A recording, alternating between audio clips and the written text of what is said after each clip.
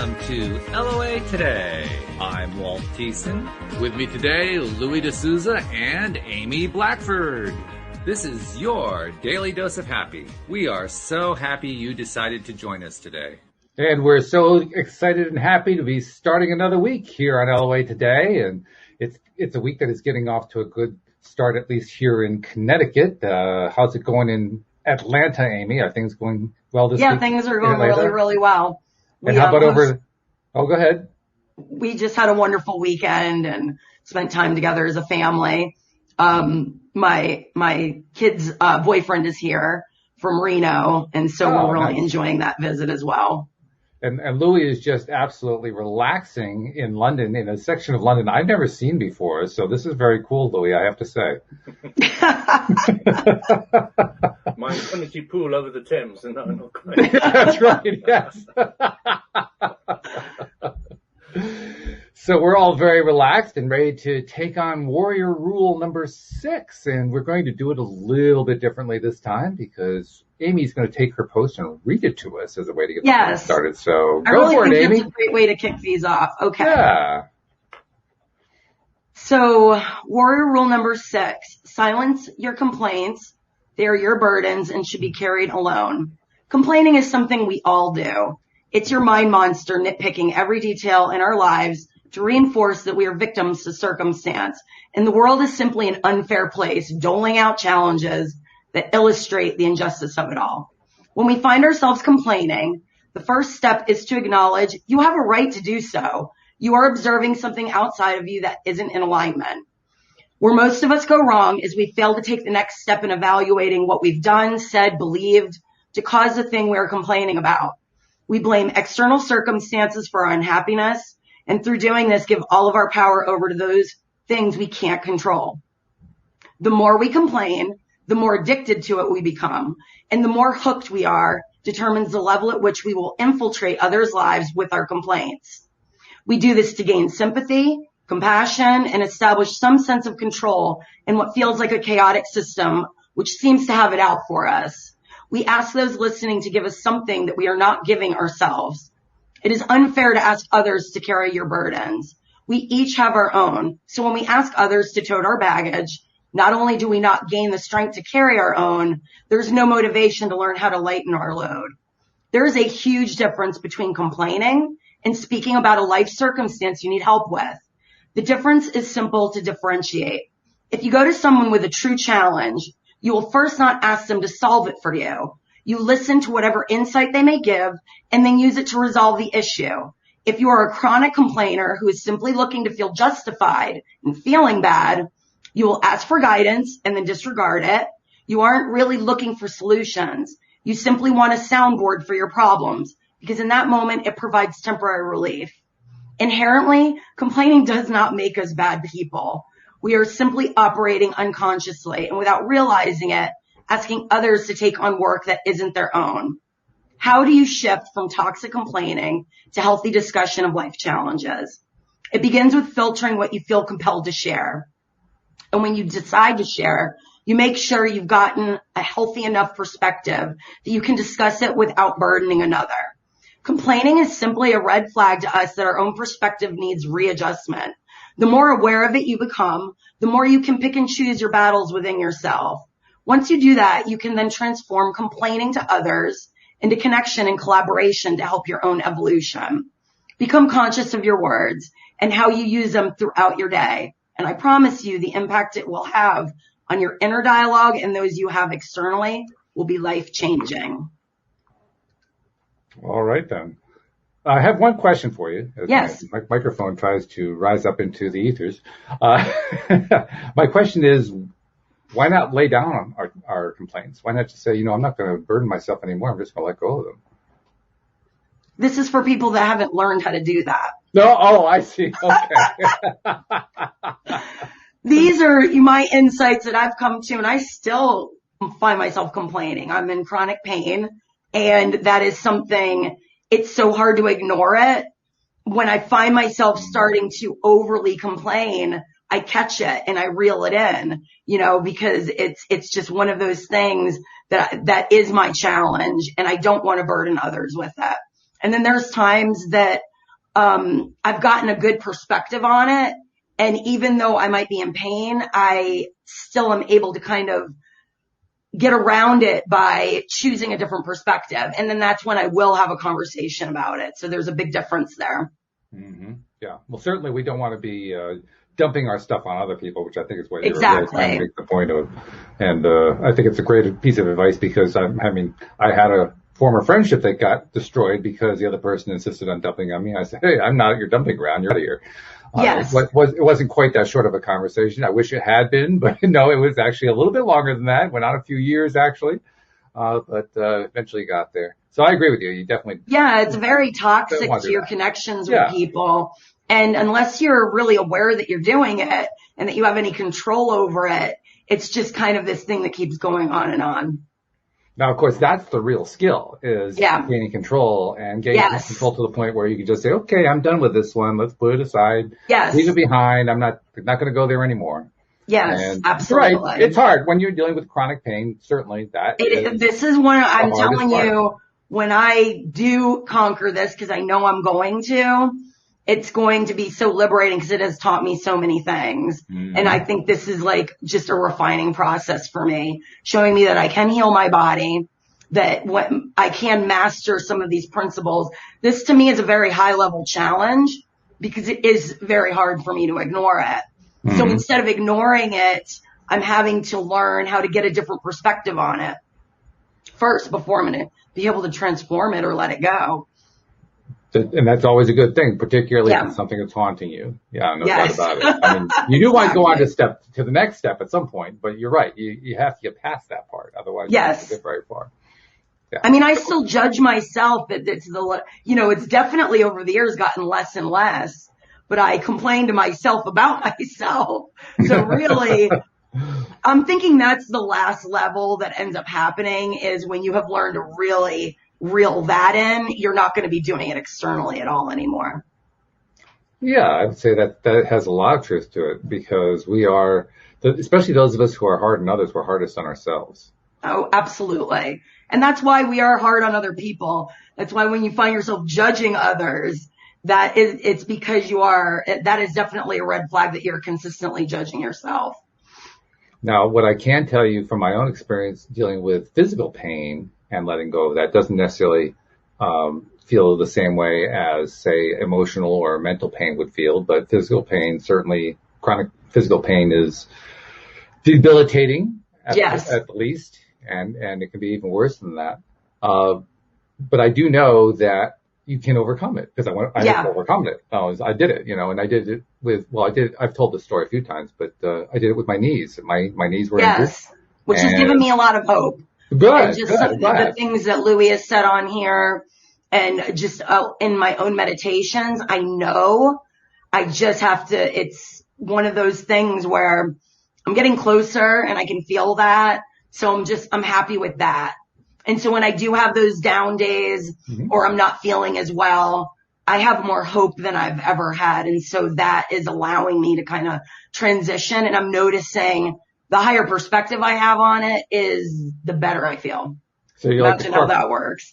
You're like the cork on the water. You're bobbing up more often. You're not staying below the surface all this time. Exactly. Yeah. So that's definitely improvement. No doubt about that. Yeah. Of course, the next step at that point is actually deciding that in your mind, you feel pain less. You feel good. Yes. Which is that's the hard part. That's the biggest challenge right there. And it takes some doing. It's like, the Abrahamic spectrum. You can't move from depression to overzealous joy. You've got to work your way up the ladder. One step at a time. Yeah. No, so I feel like that's kind of what I'm going through right now. I found for myself when I was going through my little steps there, it was take a step as strongly as I could for 10 minutes. And then go sleep it off because that was all I could do, Yeah. But then the next day I could do it for 20 minutes and then 30 minutes and 40 minutes and so on and so forth. I mean, not necessarily those exact increments, but you get the idea. Yes. Yeah. And you take those individual steps like that. And it's interesting. You kind of reach a point where, how do you describe it? It's almost like you take a quantum leap at some point. Not that you intended to, it's just, oh, wait a minute, what happened? Because you've been taking those little steps. Right. Exactly. all of a sudden it's like, wow, like I told you, transforming that one job that I had where I proved to myself, whether it's parallel realities, but I had the ability to shape my experience, and the job went from the hardest job I've ever had to it had gotten so easy. I knew the job was almost over. And 6 months later is when I ended up working full time for my husband and staying home with our kid to homeschool him. Mm-hmm. And it just happened just like that. It's like I could sense, okay, my work here is done. That's the whole reason I ended up here, was to show myself that I could transform from one reality to the next just by changing my perspective. And the way Louis was nodding his head up and down, I get the impression that one kind of rung a bell. Like that sounded a little bit familiar the way she said that. Yeah, when you're doing something and it becomes too familiar, you tend to want to expand. And when you expand, your job or whatever vanishes and you find something else. Yeah. You reach that limit. Louis, I need you to interrupt for a second. Your mic volume needs to come up. It's kind of low right now. The mic is turn low. it up. Turn it up. Turn it up. How's that? Oh yeah. Is that better? We heard the volume go up before we even heard you talk. Okay. That works. Yeah, I don't know what's wrong with my mic. I really don't, because I rebuilt my machine and it was fine. Now suddenly it's at exactly the same setting it was last week and it's not fine. So I can hear you good now. You're yeah, but I mean, improved. I bumped it up to max. So if next week it happens the same thing again, I'm getting more silent, as you can see. In the program. You just have to have a talk with their sound card. Listen more. It's why you got 2 ears and 1 mouth, Yeah, but I was saying that when you're in a job and it starts getting boring and all the rest of it, you start finding a new reality that you get more interested in, and that old job vanishes and the new reality starts manifesting, and you move yes. into that. And it's a very natural progression, and it's clear once you understand LOA how the mechanics of it works and what's going to happen. Like, I'll never forget, every time I got closer to the end of my contract and I really wanted a new phone, my old one would die or break or something, and I was so annoying. I mean, if it just waited a little bit longer, I would have had a perfect extra spare phone, but now it's a dead phone. And it really annoyed me. And then after a while, I started realizing this is an LOA thing. I was thinking about how crappy my old phone was, and I was focusing so much on it. The old phone said, okay, I'm crappy, I'm going to die from that crap. Your wish is my command. Exactly. So, and ever since I understood LOA, I put the pieces together, and it's never happened to me again. All my phones get passed down into my family because I always buy the absolute best. Yes. My wife gets the second best a year later, and my daughter gets the next best as it goes down. My husband does the same thing, and we're all very happy with this situation. Exactly. I mean, these phones really they're so advanced. I get one and I'm like, I don't even use half the features. I'm like, there's so much going on there. I learned the basics. It was proved that, in these old flip phones, those really old ones before smartphones came out, that people only used 10% of them. Wow. So you can imagine with a smartphone what percentage humanity actually uses. 0.3. When I tell people I've got over 400 apps on my phone, and I tend to use a heck of a lot of my phone, people will go, what? 400? What are you doing with that? I think my phone would flip out if I used that many apps. I mean, it wouldn't know what to do with itself. Yeah, the first time I used the smartphone, I said, okay, well, I can dial a phone number. Okay, I'm good. I mean, that was it. That's all the interest that I had. I wasn't part of the younger generation that wanted to use the phone for everything, but that's another story. But getting back to what you were talking about, Amy, this whole thing about, basically what you're talking about is criticizing yourself. I mean, you were doing so in the context, like you said, of experiencing chronic pain. And that's a very, that's like, to the nth degree, that's really hard level dealing with your own self-criticism. But ultimately, you're dealing with self-criticism. Yes. And that self-criticism is debilitating. It's going to hold us back. And it becomes so habitual that, and I was thinking about this a lot recently, these things can become so habitual, they feel like that's the way life is. Exactly. You know? You become trapped in that just never ending loop. Yeah. You know, and you're like missing the little side path that leads into some other great destination because you just keep passing it. You can't see it. It's like the magic door or something, you know, that you don't see until you actually are ready to see it and align with seeing it. Right. And ultimately, I think what happens is we get to the point where it's almost like the urgency of it becomes so powerful that we feel like we can't even break through it. Absolutely. Like we become convinced that it is impenetrable. Yeah. And through that sense of impenetrableness, we decide, well, okay, I can't really do this. Maybe I can do like a step at a time, but that's about the best I can do. Yes. I'm right now, you know, coping with the in-between where, I mean, I will freely admit this. I get extremely depressed and I'll have 24 hours where I basically just can't handle it. And then I pick myself up and I just let it go. I give myself 24 hours is my limit. It used to be more than that. And I don't want to say I force myself. I just understand, shift your perspective, you know, and just take it easy. What I'll get into in a loop is what you're saying, criticizing. Now I'm upset with myself for being upset about being in pain. And so that's the thing that that usually snaps me out of is I realize I'm just compounding it. And by shifting my perspective, it transforms it. It lifts me right up out of that kind of dark zone that I'm in. And it allows me to get about life. And then things start feeling better. And I go through periods where it disappears for a minute. And so there's definitely a correlation to just what I'm thinking and feeling and how much that is showing up. So that's reassuring as well.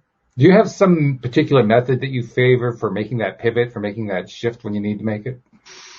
Usually it will happen, you know, I cry. Oh, okay. I'll cry. It'll finally get to the point where I will lay in bed and cry and I let myself release it. And then I will have a communication with my higher self. I will just basically say, please just help, you know, lift me up. I need some sort of guidance. And it's not even like it comes through in words. It's more of an energy uplift and upshift in my vibration. And I will go to sleep. And when I wake up, I will feel better. Mm-hmm. So that's my process. And then I will in the morning, first thing, go into my meditation room and light some candles and basically have appreciation and start the day with the intention that I'm going to feel good today. Yeah, that's big right there. Just starting the day. How do you set the tone for the day? Because that's that's when it's easiest for us to make shifts. And absolutely. That's when it's easiest to reach that higher vibration, right? Yes. When I moved, I have a beautiful meditation room that was at the apartment. And when we moved here, I have an even more beautiful one. However, when we moved from the apartment, it was the first area I packed up because we had so much stuff. And then I really just now started reusing it again. And I realized I didn't have that morning ritual that I was doing anymore. And that's probably one reason this started spiraling. It is the reason it started spiraling again, because I would start every morning with the intention today, you know, how do I want to feel physically? What do I want to accomplish? Meaning just creatively, just setting the tone for how this day is going to go. And, by being disconnected from that for a few months, it definitely had an impact. And having that habitual approach, I think, is strong, particularly when you're dealing with something chronic, because the chronic pattern is habitual. I mean, you're trying to replace one habit that you don't like with one that you prefer. So exactly, having a habitual pattern, a daily pattern that you start off every day is strong. It is. I've had a lot of success with it too.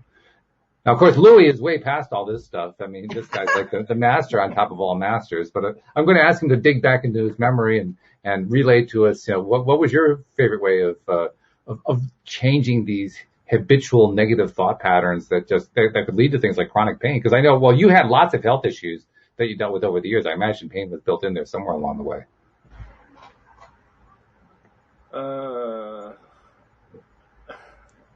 something I say almost every LOA when somebody asks me something like this on all the podcasts. I say, understand the law of attraction.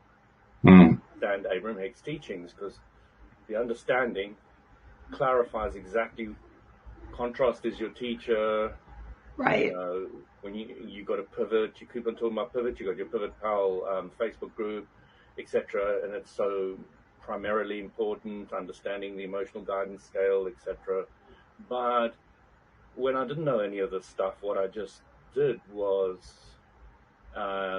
energy work. You know, I would hold the thumb, which is worry. I'd hold the index finger, which is fear. I'd hold the index finger, which is fear. Middle finger, which is anger. Ring finger, which is grief, and little finger, which is pretense or trying too hard. And that just released so many different aspects to me that my body could start balancing out again. I would use water. I've used water for healing from when I was quite young. So have a bath. I have loads and loads of long hot baths. I always throw in salt in it. I still do it today. Salt is primarily important. Water is so healing. Now, recently, the big thing for me is to use the earth. You know, I was on the beach this weekend. Make sure my shoes are off. That my feet linked directly into the wet earth, so that you can get up that 4.7 hertz, which is so healing to the body, which thins the blood out and helps people not have clots and clogged arteries, etc. They took people who had schizophrenia, and every single one of them was not schizophrenic after they were taught to do gardening every day and look after plants, etc. So half a dozen came to work for us. I mean, it was great. No, I'm kidding. I missed that one. I said half a dozen of them came to work for us, for our garden. You obviously know how to balance them out. That's right. Yes. Go stick your toe in the ground. That's one thing I love about this house. We have a beautiful backyard, and so I can go out there and stand in the grass. I didn't have that at the apartment. And so I have an outdoor space now that I absolutely love to be in. The grass is very useful when it's wet and dewy in the morning, etc. But if it's dry, it can also be a bit of an insulator, the grass. So also dry earth can be an insulator. So I'm starting to realize what is good earth to be playing with and what isn't. And you start. Our grass is always wet. When it rains, I mean, it's like permanently. That is so funny. Wow. That's useful. But, they say you can heal your eyesight by walking in the dew barefoot on the ground every morning. It's one of the things the Indians say. And, I'm just really starting to realize how much it's often talked about how much we're separated from nature these days, etc. And you really start realizing how much and to what degree you are. And even a little bit of time in focused, concentrated, clear understanding and awareness of, really walking with your bare feet on the sand, or even burying yourself when you're at the beach, just sitting down. I took my feet and started burying them in the ground and covered them up with the wet. It's a bit moist when you dig a bit. And just really being connected and going down and feeling Mother Earth. And, there are many things I did when I was a sick kid. The example, I don't think Amy's heard this, but I've probably mentioned it once before on the program. When I was young, I had this asthma, and the asthma would manifest in this way. I'd be going, I've never heard this one. Wow. I got a big breath, and then I let it out, and I'd start again. And I'd let it out. And of course, in those days, they used to pump you with antibiotics, and they didn't give you an inhaler. I don't even know if they had inhalers in my day. And that didn't help me at all. And it's made me allergic to penicillin, the tier 1 antibiotics I'm allergic to because of this stuff I was given as a kid. So when I woke up one morning after going my sister turned around and said to me, who was sleeping in the bed on the other side of the room with me, she said, Louis, I'm just so surprised you're not dead this morning. Oh, dear. What? Oh, And that was a wake-up call for me. That kind of said to me, this is actually serious. Before that, I was just trying to breathe. Now I'm saying this is serious. It changed the dynamic from where I was coming from. And after that, I started picking up yoga books on breathing, pranayama, which is a breathing yoga. I started studying it, and eventually I had every book on the library in the little town I lived in. I'd taken every single book out on the subject. Wow.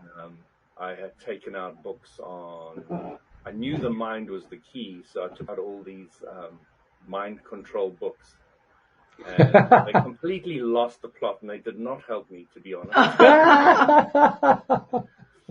And then I started moving into the guru books and the out-of-body experiences and the different religions and their beliefs. And I literally had tons of books from different religions, etc., on my bed. And I poured through them. I knew what Islam was from back to front. I got through Christianity from back to front from different perspectives and different viewpoints. I'd scoured every book on out-of-body experiences. I'd done self-hypnosis, etc., and I poured through all these things, and I studied them. I implemented some of them, etc. So for me, it's been a long, long journey from the age of 8 when I said to Mom, "What is truth, love, and God really about?" And she went, "Huh?" I had to find it out myself. It's been a long, long, long, long journey through step by step by step to understand all the different dynamics and different other people's belief structures. And I came across a guy I was fascinated at university because he said to me, I said to him, "Have you read this book? Have you read this?" "I don't read any books. I want to understand and learn everything for myself, by myself." I was like, wow, this guy is amazing. And he was so wise and, together and all the rest of it. And I was so impressed with this guy. He hadn't read anything. But I started to debate with him about the things that I'd come across. And he had such different perspectives than anybody else had ever come across. So, yeah, this is the kind of journey I had in my upbringing of looking at everything and anything. And this is young when I started.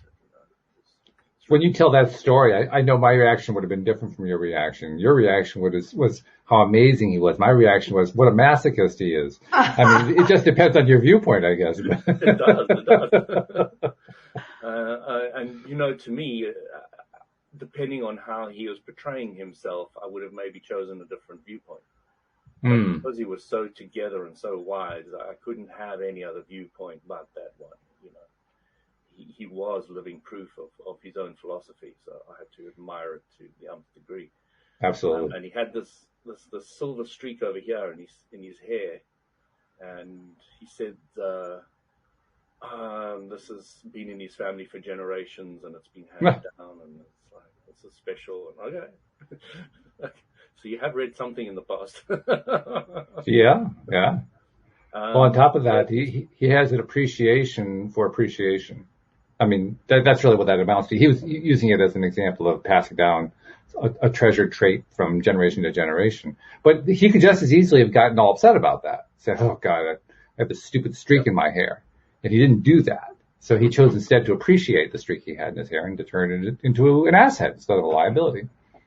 But looking back, he had a basic a basic fundamental, which I think can really help anybody, is understanding that contrast is your teacher. He really had that down to a T. He realized that if he just played with contrast, he can come up with his own answers. He can come up with his own reality. And I did admire that hugely. And I still today think about him with fond memories. I was looking at a photo of him the other day because we went hiking and camping together to a waterfall in South Africa that goes straight into the sea. Ooh. Yeah, so you've got this waterfall that plunges wow. Beautiful. Straight down into the sea. And it was a beautiful hiking camp. I did many of those as a kid, and some interesting experiences. One of them I've never mentioned before, so I think I'll just bring it up quickly, is and this is to do more out with awareness, is we were hiking and camping, just Angus and I, and we were up in the Drakensberg Mountains, and we were coming down on the final day, and I just got this huge thing in my head get under cover. And, there was not much there. There's a little stream, a couple of little bushes, grass, and a fairly steep path down. And I was like, I don't know what to do. So I said to my friend, I don't know why, but I'm going to put up a bivvy. So I took my tarpaulin, put it up on the trees, put pegs in it, and tied the rope and all the rest of it. I said, what are you doing? And I said, I don't know. I just got to do it. I got to do it. And he looked at me, and a couple of minutes later, the hail came down, huge golf stones of hail, and both him and I were under the tarpaulin, and this hail was pounding, and one block came through the tarpaulin, broke through it, and then another one, and then that was it. It was only the two, but it was really scary because Sure. If we were out in this, we would be absolutely devastated.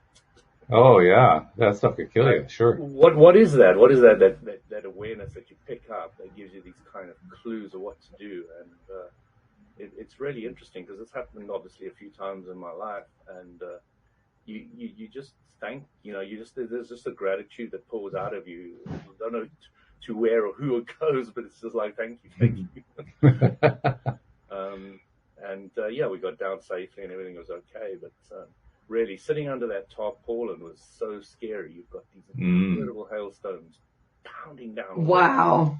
And then some break through, and you've got this whole wall of ice all around you as it's starting to fill up. The whole thing, the whole landscape is turning to ice. It's just weird. Very weird. And then we just continued. Like nothing happened. We just had this massive off we go. The interesting no thing, biggie. the guy I was with never talked about it ever. Ever? Really? Ever. Never. It was a non-event. It didn't happen. I don't know. I don't know what his opinion was. I never actually got around to asking him. It kind of drifted apart. So I never spoke to him about it. But it was just weird. Well, obviously, in modern description, we'd say that you connected with your inner guidance and listened to it, which is huge. Yeah. So congratulations on listening, by the way. Yeah, and that's what I want to encourage people to do is, once you get a really strong nudge, sometimes it's well worth following it. Yeah, I've definitely learned that. I've been noticing it in terms of when I don't pay attention to it. And it's not been for anything major. It's always been for something really small, really minor. But you're like, I already knew that and I went against it. well, the way it normally goes is I respond to something reactively. And so, I choose to reject something reactively, and then I say, oh, you know what? I should have gone the other way on that. And then, of course, it plays out the other way. Right. Geez, why did I do that?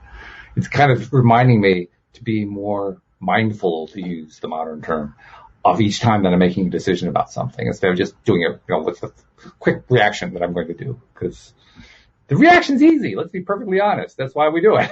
I mean, it's simple, but it's not always the best one. So, continuing on with the theme of basically paying attention to your own pain and not dumping it on somebody else. Let's see if we can take it one step further to the question that I raised earlier about laying it down, putting it down. Let's talk about some strategies for doing that, because it's certainly good to identify it. It's certainly good to kind of bring it out and, look it over and get a sense for where it came from and so forth. But ultimately, that doesn't really help unless you actually lay it down. If you just keep looking at it over and over again, all you're doing is subjecting yourself to more and more pain. Right. It's just going to keep creating more and more of that. Right. So the challenge, in a sense, is, can we go through that process and say, once I'm going through this process, this is the last time I'm going through it. I'm going to put it down. I'm never going to pick it up again. How do we do that? That's a good question. I would say in all of my other things that I have been able to let go of, it started just like this, where I just basically had to move up the emotional guidance system with it and come to peace with it. And how each person does that is going to depend on them. For me, I'm very ritualistic, meaning I do card readings, I have meditations, I channel. And so I have a lot of different tools that I use to get different insights in different ways. And then I document them. So that's why I encourage our listeners and everyone to have a journal. If you like to type in a computer, that's fine too. But have some way. I like to make vocal recordings so that I can go back and listen to them. And so there's a lot of different tools when I'm having one of those epiphanies, and then I'll go back and re-listen or reread it. There's something about the repetition of that helps me to put it down. Mm-hmm. You know what I use for my recording device? What? Podcast. Oh. I know that one. Yeah, that for me, I love. Wake up in the middle of the night and make something or write it down. Or something. Yeah, writing things down. I definitely go more for the recordings because then I can re-listen to them. Mm-hmm. So yeah, I've been doing that a lot more too. I stopped doing that as well. And what's funny is I don't always go back and re-listen to them, but intuitively sometimes I'll be like, I need to replay this one because I give them titles. And it will always be the perfect message that I had this insight and it was life transforming. And then I forgot about it or I wasn't applying it enough. And it's a reminder. So those are some of the tools that I use. Well, there's a nice theme in there of what you're describing. The theme of, well, perhaps nice isn't the right word. There is a consistent theme. Let's put it that way. There's a consistent theme of doing something, it works for you, and then you put it down. Yeah. Rather than continuing with the thing that worked. Yes. That's like, there's like a little life lesson in there that says, well, wait a minute, I keep putting this thing down and it keeps working. Why not just continue with it? It'd be so much simpler if I just keep going with it. Yeah, okay, I have to kind of, keep establishing that habit, but hey, it's worth it. It's working. Let's go for it. Absolutely. I've learned, yes, that's one reason I do the recordings and the readings is to get a clear perspective on something. Mm-hmm. And then once I really anchor it, some things are easier to let go than others for whatever reason. So when something does resurface for me, instead of getting upset about it, I'll just go back to one of my tools and I'll remind myself. I take pictures of the card readings and I remind myself, and then it's easier to put it down again. So I don't think there's any way to gauge how quickly it's going to happen. I don't think that's the point. I think contrast is extremely important. And so just being with it and developing some mechanism, tool, ritual, whatever, to allow yourself to learn how to put some of these things down, all of these things down, I don't know, is the best I can reach for. Yeah. Well, what we're talking about is the redirect or the pivot. Yeah. And, how consistently are we going to do it? Are we going to always reach for the pivot, or are we going to say, oh, geez, I don't feel like doing it today? And thereby setting ourselves up for more of that momentum in the direction that we don't like all that much. I give myself really 24 hours on everything. And, I'll look to decrease that. But like even I just had 2 rejections on my new novel from 2 agents I was really excited about. So creatively, I'm putting myself out there in a way that I haven't, and I just give myself 24 hours. It hurts. It doesn't feel good when you say, here's my baby that I've worked on for 5 years. And they go, this is great, but no thanks. And they hand it back to you. So it's okay to let yourself feel these emotions. I think trying to aim for not having any reactions or any emotions is absolutely unrealistic, and then you can't experience the emotional spectrum. So I'm more about experiencing it all, but pivoting as quickly as possible so that we're not gaining momentum. And so that's why I have the 24-hour rule. I call it wallowing. Having an emotion or a reaction to something is perfectly normal and should be allowed. Yep. Beyond a certain point, you're wallowing, you're knocking yourself over the head, and now you're just making it worse and worse. With each day, it gets harder and harder to put down. Well, plus at some point, we're really requiring ourselves to select a new emotion. Yeah. I mean, because you're absolutely right. There's nothing wrong with emotions. And in fact, when we do try to suppress them, all we're doing is burying them. And we know what kind of result that has. That doesn't help at all. It makes things worse. But by the same token, we can also select different emotions. Yes. And that's the real challenge, I think. Yes. In the face of something that triggers us to have emotion X, which is a negative emotion, to choose Y, which is a positive emotion, or at least a better feeling emotion than X is. That's the real challenge. Can I consciously choose something that feels better next time? Or this time, actually. Yeah. I think the more we are in alignment, the less tolerant we are to not being in alignment. It's like, I can only handle it so far. It's like, okay, you're in pain. Deal with it. You know, you've had your moment. You're fine. Just get up and go do something, distract yourself. It's enough already. It's just making it worse. And so I basically just kind of shake it off and get on with things. That's where the Abraham Hicks concept of segment intending, I think, is really helpful, because essentially what that does is it's kind of a reminder to ourselves to periodically throughout our day kind of take an internal temperature, see where we're at, see how we're feeling, and then when we notice that we're not quite at the place we want to be, make an adjustment by intending what the next 5 minutes or 15 minutes or 30 minutes or hour are going to be like and how they're going to play out, particularly in the context of what it is that we're doing at that particular time. And that's really one of the best things I've ever learned from Abraham Hicks in terms of processes.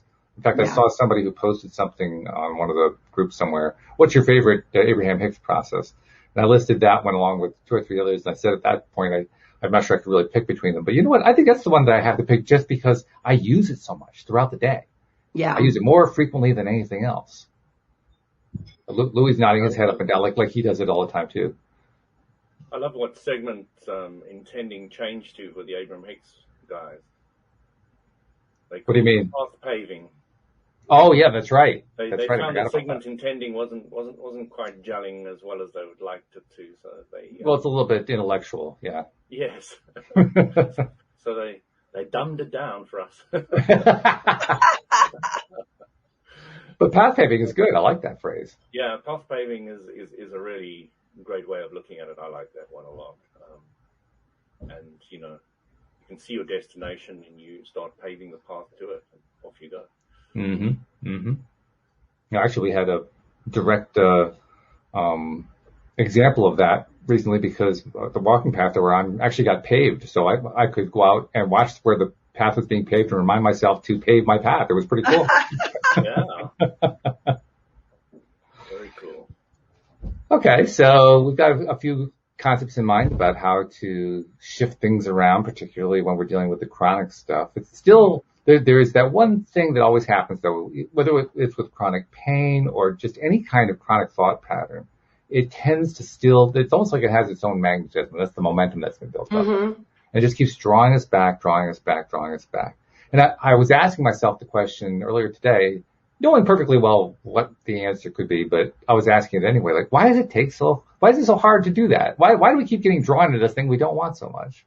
And I know perfectly well what the answer is, but there's that piece of me that just, it's almost like it's unbelievable to me. How could I continue to be drawn into this thing that I don't want now that I know that that's really where I don't want to go? I mean, my answer to that is you still have something to learn from it.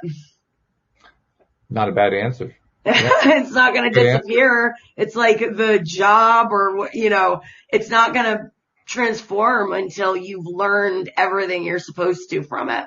So even though it might seem like you're wallowing or you're not setting something down, it's because you're not actually meant to yet. Like me with this, I've learned a lot and it really is giving me deeper insight and appreciation for so many things.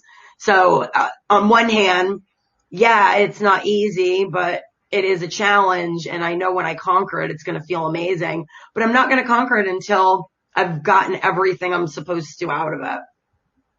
Interesting too, how when we're confronted with challenges of these kinds, what we're really confronting is the energy of them. It isn't so much the challenges themselves, it's the energy that's behind them.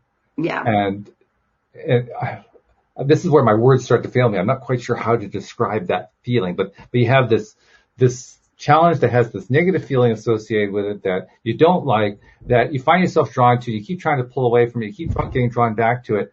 And yes, you're right. As you study it, as you kind of play with it a little bit, you learn more from it, you learn more from it, and you learn more from it. But ultimately, at some point, what you're really looking for is to get bored with it. Yeah. That's really what happens at some point. I found that with most of the stuff that were the hardest things to manifest that I manifested. Like I just kind of let go of whatever the thing was that was the flip side of it. I got tired of it and was done with it. Throwing gamma rays at it didn't work. It was just leaving it alone that made the difference. So, well, I was on the beach chatting to someone, and they were telling me how they had a long-term problem with their feet. Mm-hmm. Always hot or painful if you just stand on them for a while, etc.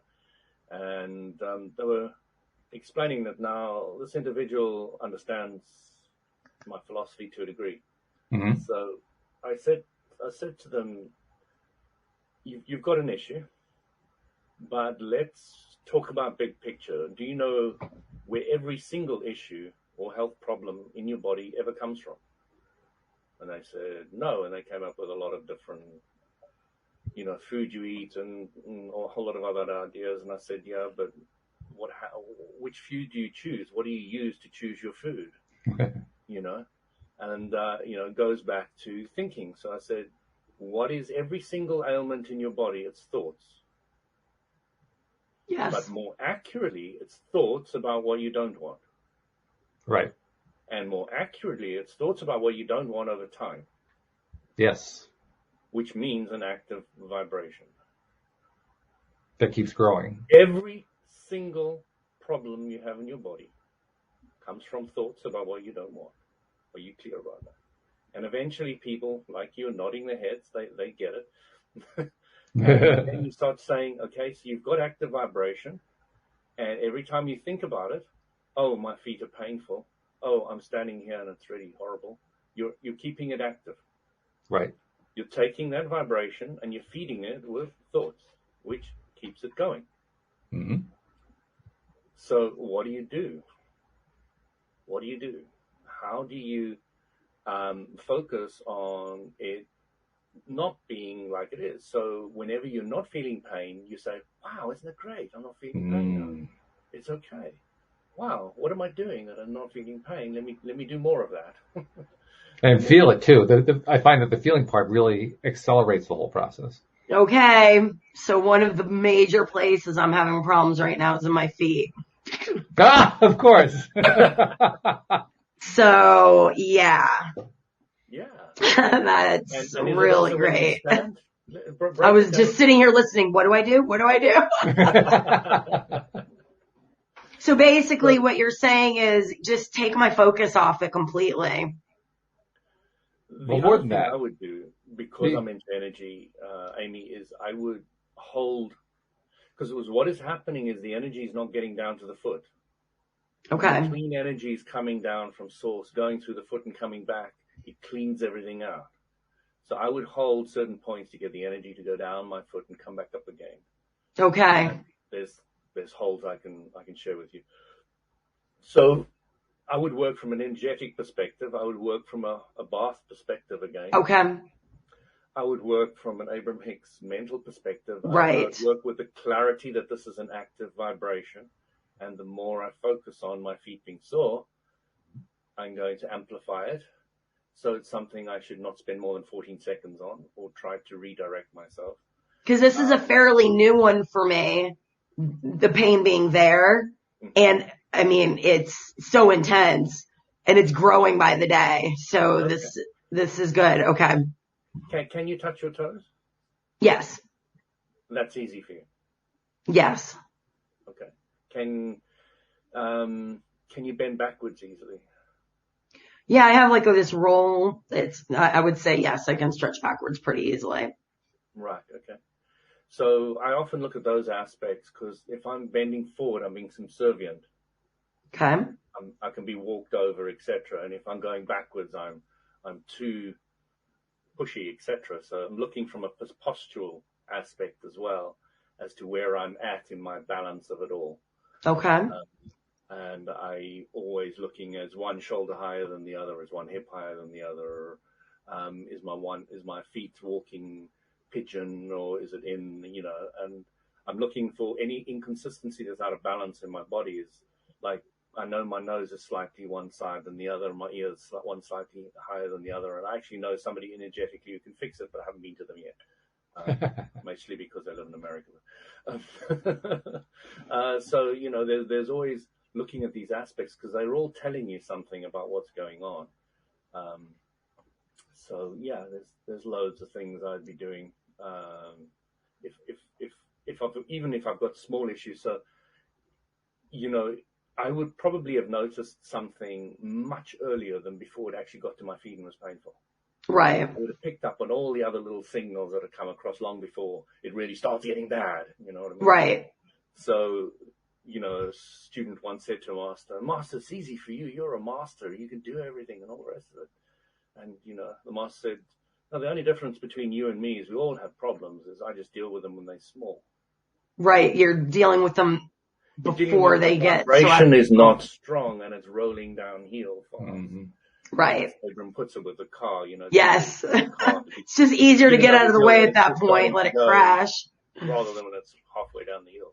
Right. So, all these things are very clearly ingrained in my life and my belief and my body and my, I'm drinking this water now, but it comes on a jug that's got love and gratitude, and I put my hands around it. Where's my camera? And I hold it, and I put my energy into the water. Mm-hmm. There's this awareness of all aspects, how I breathe, when I breathe, and I just live it. It's not an effort anymore. It's just right. It's part of your rituals. This is what you do. I actually do that. I forgot. It's not efforting. There's no efforting in it anymore. It's just that keen awareness that something's gone a little bit out. I'll tell my wife about these tiny little things that have gone out, and she's like, "Oh yes, okay." And it's really interesting because she's a nurse, and I'm just talking about these tiny things. She's dealing with these big things at work. Yeah. Oh yeah. So and she's come to appreciate and respect what I'm saying. She's understanding. Oh, that's fantastic. So she doesn't ignore them anymore. And if I say to her, like I said to her recently, you've changed the clothes washing liquid that you usually use, haven't you? She said, how do you know? I said, well, I'm having a reaction with my bed sheets at the moment, and I know my clothes are not happy with them, but some of them are still okay, and I don't know if it's the ones you haven't washed yet. She said, I'm using a combination of them at the moment. Says, oh, is that why I'm getting all confused? Can we please go back to the original one and then maybe try them individually so that I can work out which one we can maybe change together. So, there's this awareness that is going on in your body all the time of what you can deal with, what you can't, how it all works.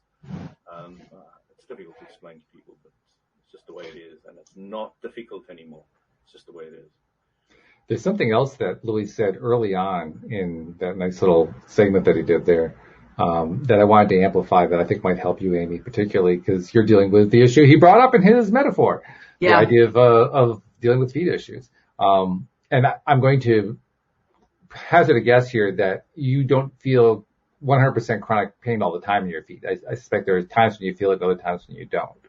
It's gotten pretty bad, but yeah, this is kind of a new development. But I mean, I imagine there are times like when you're sitting or whatever where there's no pain. Yes. Right. Well, now there is when I'm sitting, but I also did a lot of work this weekend, like much more physical work than I normally do. Mm-hmm. And so, there's nothing wrong with that. So I'm okay with it. Like I'm not really upset about it at all. That's good. So is it a dull pain, sharp pain, or is it like an electric buzz? It's kind of like a dull pain. It's just like everywhere. Always a dull pain. Huh? Is it always a dull pain, or is there sometimes when it gets sharp? No, sometimes it gets very sharp. Like after I've been asleep all night and I first stand up, it's like they don't want to work. Are you on any medication at the moment? No. No. Okay. So, are there times where there's no pain? Yes, when I'm really relaxed, and I don't think I notice it at all when I'm creating, when I'm in that space, when I meditate, when I'm in a good space and my attention isn't on it, it basically disappears. So what does that tell you, Amy? Well, before we that my mind is creating it. That's true, but I want to go somewhere with it. Okay. Let me finish this here. There are those moments where you don't feel the pain. Right. Do you celebrate those moments saying, yeah, absolutely. Great. Yes. Because I noticed that's the root out. I get excited about it. Even recently I kind of had a challenge of, I was in a lot of pain, but I was really excited about something and it didn't bother me at all. And then it kind of just disappeared, completely. So that was like a big leap for me. Instead, I just caught it and I was like, no, I'm so excited about this. It's fine. And then it just disappeared basically. So I think I'm getting closer and closer. I'm sure you are. Those are all indicators that you're getting closer and closer.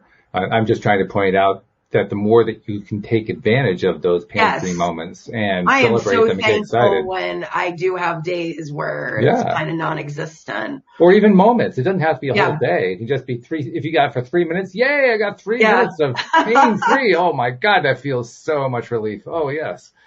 That's what's going to carry it through. That's going to overcome all that negative spin, downward spiral momentum that's built up over time. Yeah. The one thing we do know is that the positive stuff, the stuff that we like, is so much more powerful than the negative stuff. So it's not like we have to have a lot of it.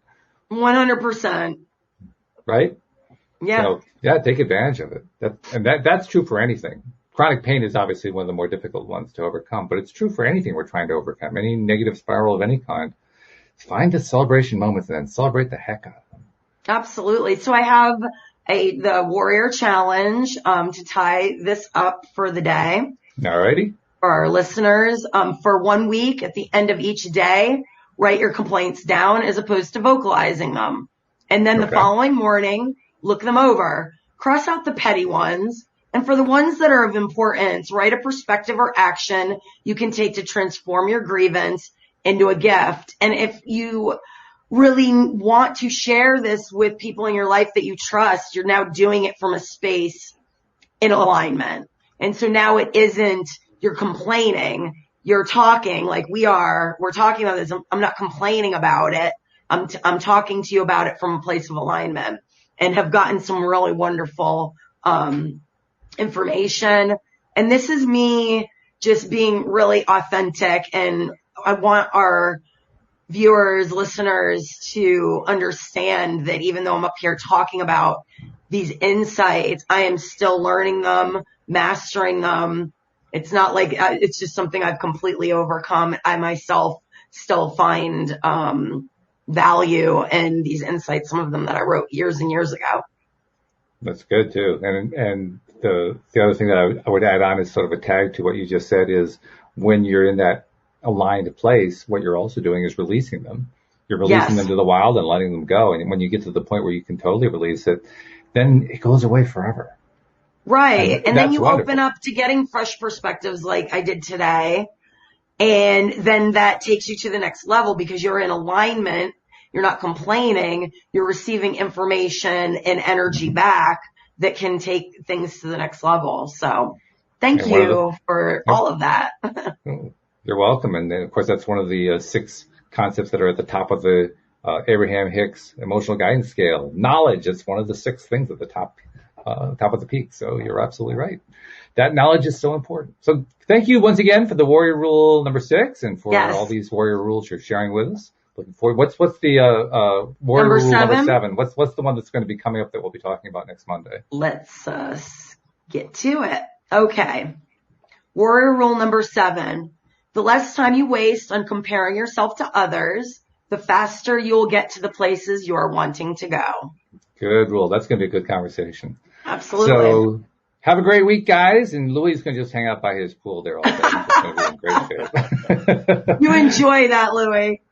I'll enjoy my infinity pool. There you go. Thank you very much to all of our podcast listeners everywhere. We'll see you all next time here on LOA Today. Goodbye, everybody. Thank you, everyone.